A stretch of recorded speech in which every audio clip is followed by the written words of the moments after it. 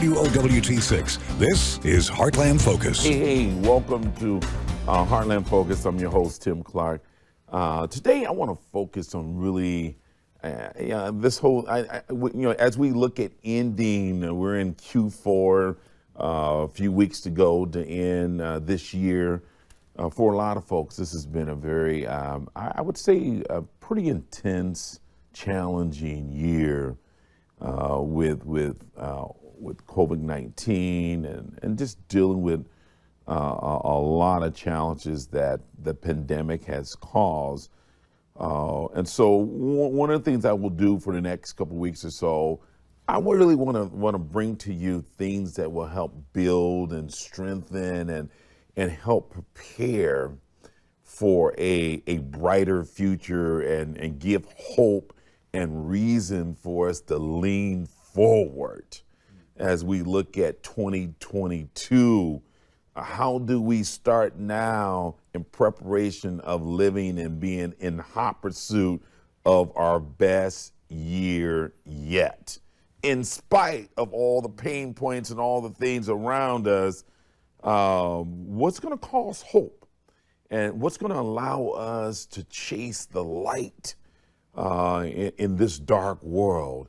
And so I will have subject matter and thought leaders that will join me in that pursuit. And really with that in mind, I want to really introduce to some Larry Duncan. He's with Charles Drew Community Health Center. I want to welcome you to Heartland Focus, man. Yay. Welcome. It's my second time here. I know, and you're no stranger. Yeah. I bring you in really kind of just as my therapy, really. I mean, I know that's what you do. Yeah. That's what you do for a living, Larry, in terms of just help people through, some of their challenges and pain points from a mental and behavioral and chemical dependency. Yes. Before we jump into this, when you think about, talk to really your role at Charles Drew and what you guys do for the folks that don't know. Yeah. What is it? What do you guys do? What do you wake up to do every day and try to make a difference? Well, Charles Drew has a number of things going on in terms of services, and the services are what we call integrated. So the whole idea is that people have a place to go to call a medical health home. And so sometimes people don't want to always access a big hospital, so they go to the community center. They can deal with their yearly exams and things of that nature. So just to make it fairly quick, I'm over behavioral health services, but we actually have dental services, and we have primary medical services, and we have a number of ancillary services that go along with that. And so you can come and you have dental needs, and you may identify that, hey, I have some depression, and you can be referred to the behavioral health department. You can be in the behavioral health department, find out that you have some medical needs, haven't had exams in a period of time, and you can be referred to the medical department to get your exam. So with my department, the mental health department, we have 15 providers, we call them 15 therapists, and we're spread throughout the community. We're in schools, we're at Douglas County Youth Center, we have a number of different sites within our own portfolio. As far as Charles Drew, we have a site on 30th and 4th. We have people that are involved in the homeless corridor as far as Open Door Mission, Sienna Francis House. And then we in our main, what we call the mothership, on right off 30th and Grant. And so we do individual therapy, we do group therapy, we do prevention, instruction, and classes, anger management, and all things behavioral health is what we do in my department. So I oversee that. I provide the development for the counselors that are there. I actually do therapy myself. I don't do a lot of it, but I do some. And so the people who are directors and executives at Charles Drew, we say that we are working. Working executives. Working executives. Yeah. Well, I tell you one thing. You've said a lot, and I think that's important that the community know that level of resource is there for them. Absolutely. But just before we get into this whole thing of leveraging the holidays to increase your mental wealth, that's strong. I want you to break that down for me. But before we break that down, Brother Larry, people that's out there watching this, what are some indicators or things that maybe they may be experiencing, because sometimes people, they don't know if they're in distress or they're depression, having mental challenges. Give them a few indicators or tips that maybe they can watch out for, or you observe in terms of somebody else, one of your relatives, your brother, your wife, your husband, or somebody. Give us something that we can just be able to help identify some of those risks. Yeah, I'm glad you started with that, because that's one of the things we do with the community, is that a number of things that we deal with day in and day out, spiritually, psychologically, mentally, we can deal with it ourselves, we can deal with it our families, etc. But it's important to know when it's necessary to call for help, when it's necessary to reach out. And some of those things are real basic kinds of things that let you know this is time for me to reach out. One is if there's something going on with my sleeping. I know what my normal sleeping pattern is. If I can't stay to sleep, if I can't get to sleep, if I'm waking up in the middle of the night and all that, and just having difficulty going to sleep, that's an indication that something's going off inside of me, in my thinking and my feelings and my emotionals right there. Because obviously our sleep time is a time where we're recuperating, reviving, and the whole system is being refreshed and renewed. So if you're not getting enough sleep, then you're really putting a lot of stress and strain on the whole system. So my sleeping, my eating. People have a real good idea of what their normal eating pattern is. So like for me, when I'm stressed, one of the things that I don't eat. I don't even think about eating if I'm stressed. I overeat. Okay. And that's exactly what it is. Right. For some people, there's overeat. Some people, there's undereat. All that. So eating, sleeping, folks, in regards to their moods, your normal mood is not what it typically is. You know what we call your baseline, how I normally am in terms of my mood. If I'm consistently lower in my mood or down in my mood, if you will, that's an indication that something's going on. Energy, motivation. So the type of things that I desire to do. One of the things that's really challenging in regards to helping people to get back on track in terms of counseling, they have stopped doing the things that they like to do, used to do, what we say, fill up their bucket, fill up their cup from doing. They stop doing those things. They simply say, I just don't really feel like doing anything or doing very much or doing the things that I used to do. So all of those are indications, as well as one last thing, that my thought life. There's things that are coming to my mind that I'm not intentionally trying to think about, but they're not positive, they're negative, and I'm struggling with getting rid of those thoughts. They're dogging me, they're plaguing me. So those would be some indications. Something's going on here that I need to get a checkup, get a checkout, get an assessment, talk to a professional. Yeah. Now, that's heavy into what because I have observed a whole lot of folks in that space this year, Larry, and really, to be honest, if you know, like I said, this is kind of my therapy session too. You know, I get a little free therapy session. Some of those you're gonna get a bill. I know Kenny McMorris like, no, we're gonna bill you. We're gonna bill you your insurance card. But the thing is, some of those things, you know, are that you said, as far as just some indicators or signs. I witnessed myself. And now, when people are experiencing some of those symptoms and things, it is hard to take that step into that next step to get help. Yes. Because it's like some of those spaces that you're talking about are so dark. Yeah, it can be. You know, they can be so, and you know, it's like, how do you create a safe place to begin to talk about some of those things? Well, I would say, you know, one good thing that I would add to that is the time frame. So, you know, we all have our days, we all have our weeks. You know, I don't have no hair, but bad hair days. People have times where they're just not with it. All right, so that's normal.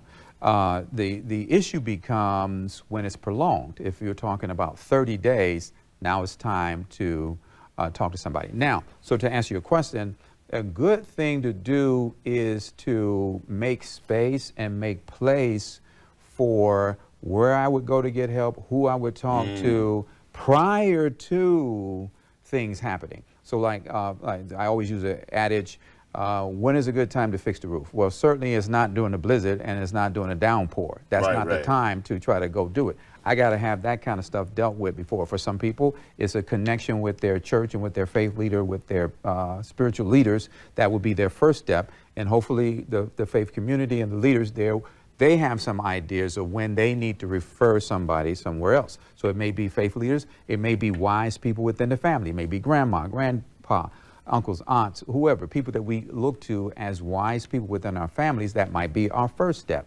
But ideally, I would have already gotten some ideas from other people who are in counseling. I would have already gotten some ideas of where I could potentially go if I ever needed to. So one thing that's good about our community, we got real good word of mouth. We can talk to other people. And where did you get that dress? Where do you do shopping? Where did you get shoes? Whatever, those type of things. Where did you get this stuff fixed? Hey, I got a guy, kind of thing.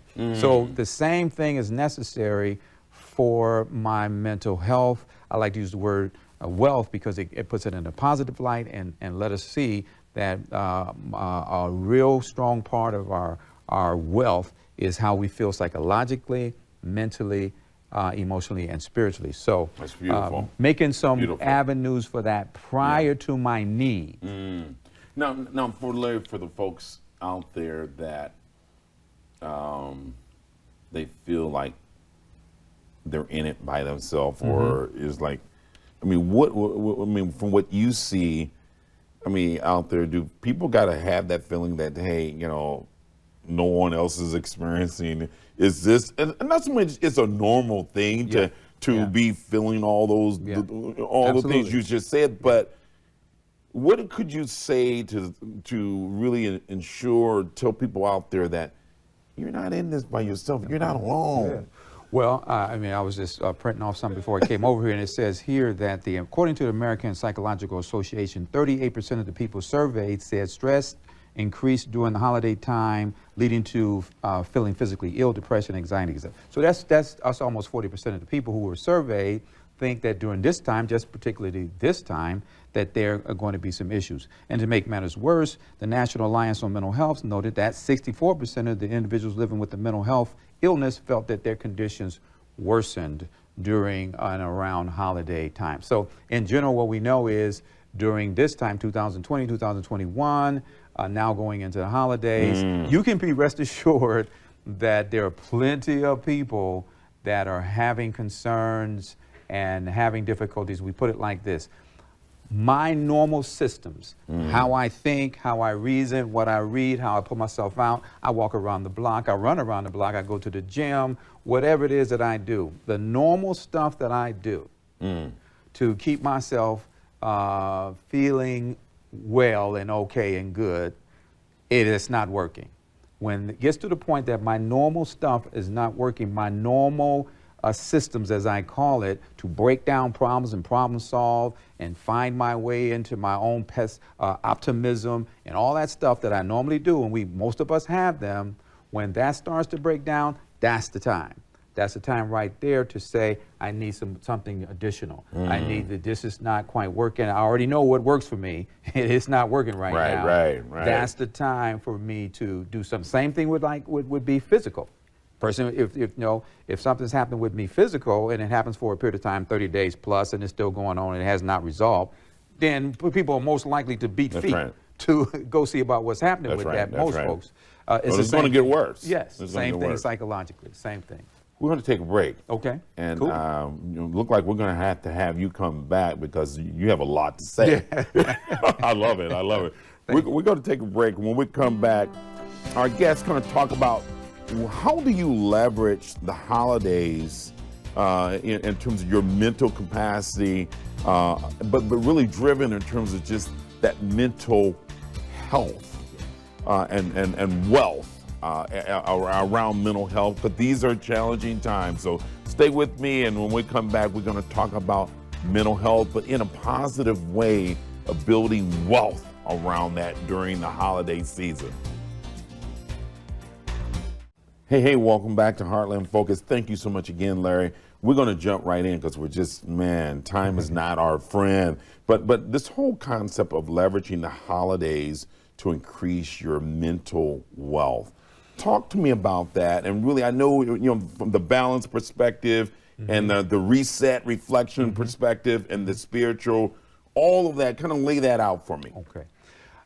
My thought with that is that for if I can go into this time, and the time is right now, this is first week in December, it's going to really start to happen, it's going to be happening real fast. So the time really to hit this mindset is to get it now. If I can approach this time of year from the standpoint of how can I take this time and make sure that it works for me also. That it's not just working for my children, it's not just working for my family and friends and all those kind of things. It's not just me running all over the place doing a whole lot of things, but how can I leverage, how can I make this time frame work for me to increase how I feel mentally, emotionally, spiritually, socially, etc. So that's the whole idea.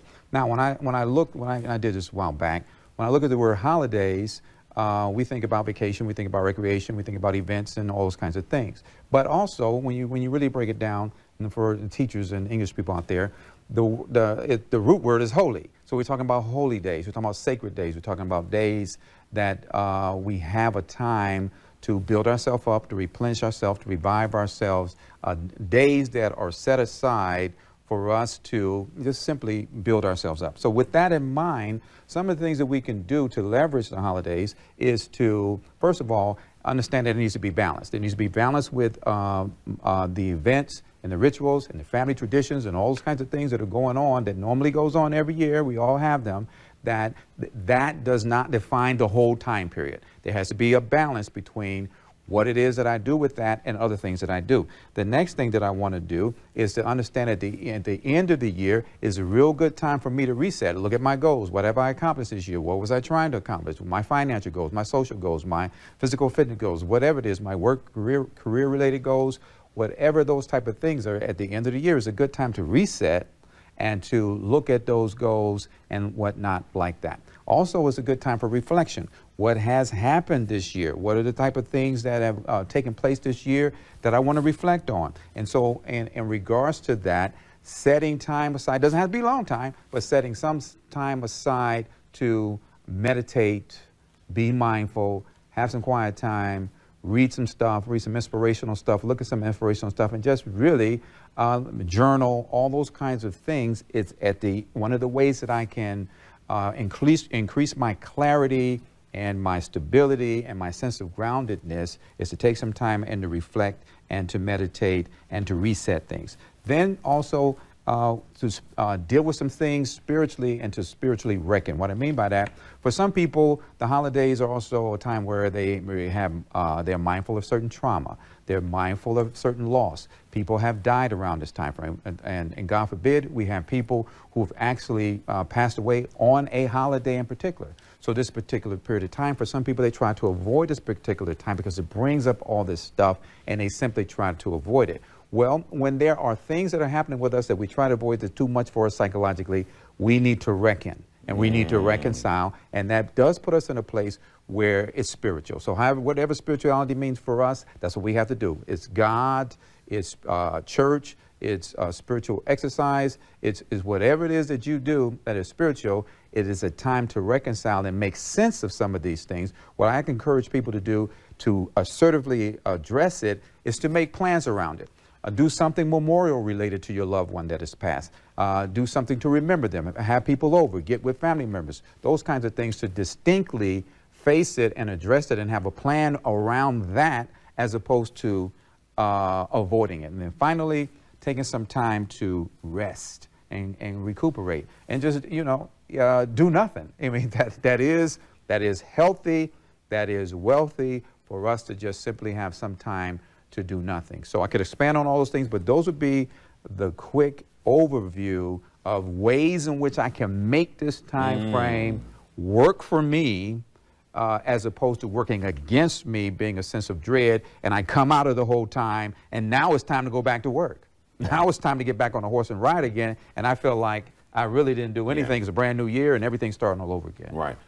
Now, you said a whole lot in a very short period of time.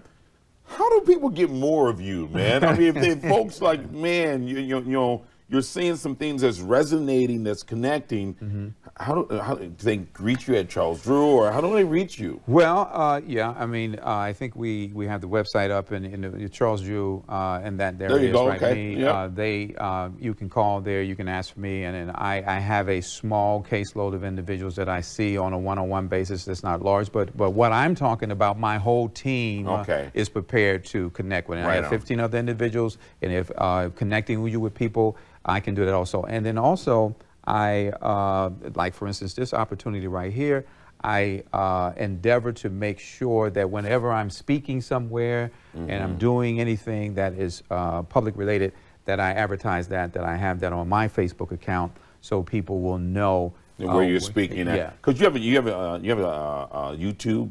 I have a YouTube channel, and I have a Facebook account. What's the name of that channel? The YouTube channel is called Larry Duncan. First, if you go to YouTube and just look up Larry Duncan, it'll take you right to it. But it's my Spirit and Soul Sessions. So it's the whole idea is to bring content that's going to lift people up and cause them to be built up emotionally, spiritually, and psychologically. And that's awesome. We're going to take a short break, and I want you really to think about, summarizing really what you have laid out for us this morning in terms of just way forward for people as we think about bringing together and coming together with our loved ones and family members during the holiday season. Okay. Hey, stay with me. We'll be right back with my man Larry Duncan in terms of just summarizing some tips in terms of how do you make better in terms of just spiritually, mind, and body as we look at the holiday season. Stay with me. I'll be right back. Hey, welcome back to Heartland Focus. Hey, coming up December 16th, I would ask that you please consider joining me. We're going to be at The Strut, Omaha. It's a live venue here in Omaha, Nebraska.